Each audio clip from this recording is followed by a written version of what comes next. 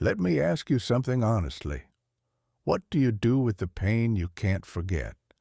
Not the kind that bruises the skin, the kind that bruises the soul. A word that cut too deep. A betrayal that shook your identity.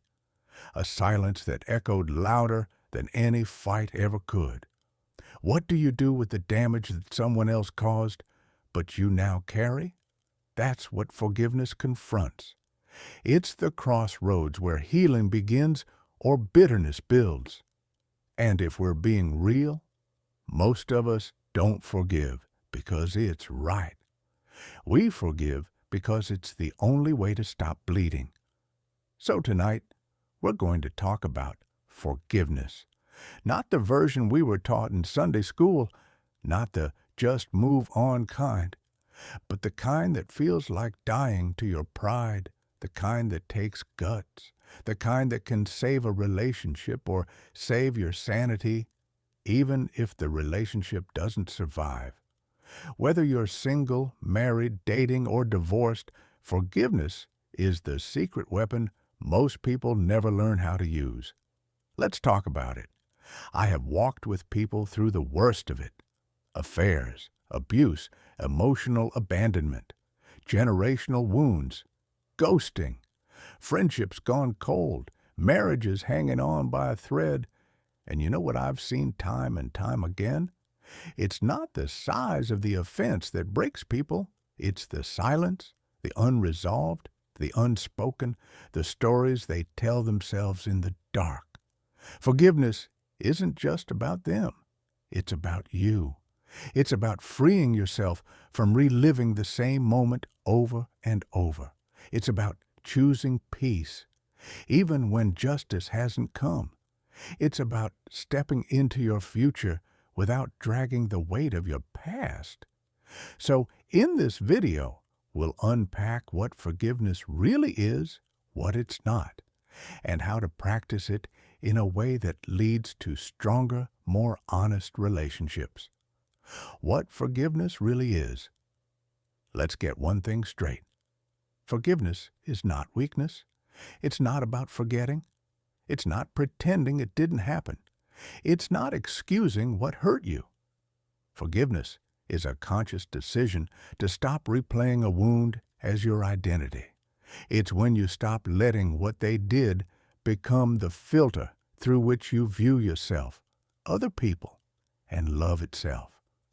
Forgiveness says, what you did hurt me, but I will not let it define me. It's not about reconciliation, though that's possible sometimes. It's not about liking them again. It's not even about trust. Forgiveness is the act of releasing the need for payback, not because the other person deserves peace, but because you do. Why holding on hurts more? You think if you hold on to the pain, it keeps you safe. You think replaying what happened is a way of staying alert, but really, you're just poisoning your peace. Unforgiveness doesn't protect you. It punishes you. It shows up in your triggers, your trust issues, your inability to open up, your need to control everything, your fear of closeness, your constant defensiveness. I've seen people sabotage beautiful relationships not because they were wronged again, but because they never healed from the first wound.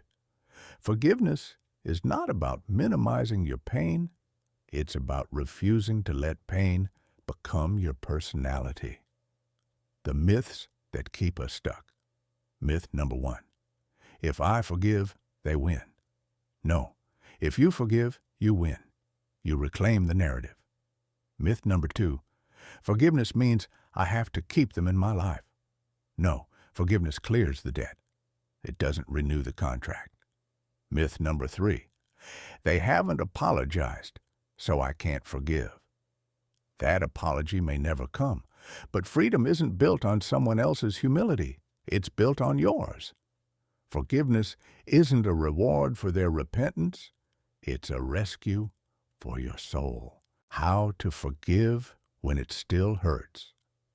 Start by naming what happened, not sugarcoating it, not rationalizing it. Speak the truth. Write it down. Feel the pain. And then ask yourself, what would it look like to let go of my right to resentment? You don't have to do it all at once. Forgiveness can be a process, a choice you make daily. Pray over their name, even if your voice shakes. Write a letter you never sent. Imagine what your life could look like without that bitterness taking up space in your soul. Forgiveness is not a feeling. It's a decision you make until the feeling follows. When forgiveness saves a relationship.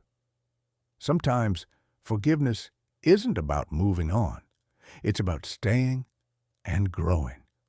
Couples who've made it through betrayal, disconnection, or deep disappointment often say this. It wasn't the apology that changed things. It was the work that followed it.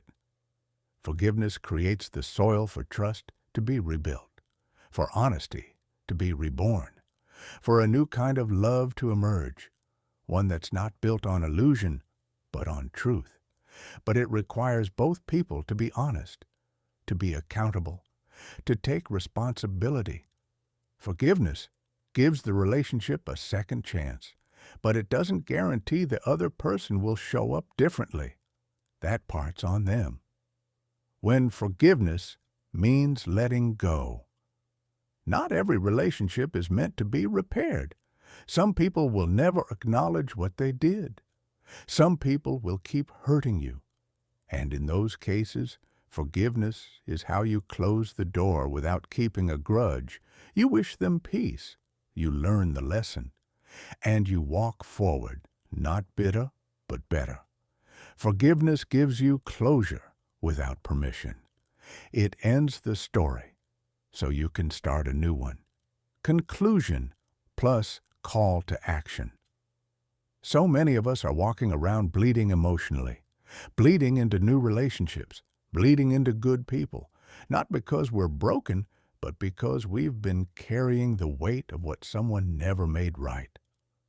Forgiveness is not about pretending you're okay. It's about choosing not to let what they did control who you become. It's the secret weapon, the reset button, the doorway to peace. And whether you're trying to save a marriage, heal from a breakup, or release the pain your parents never apologized for, forgiveness is how you free yourself.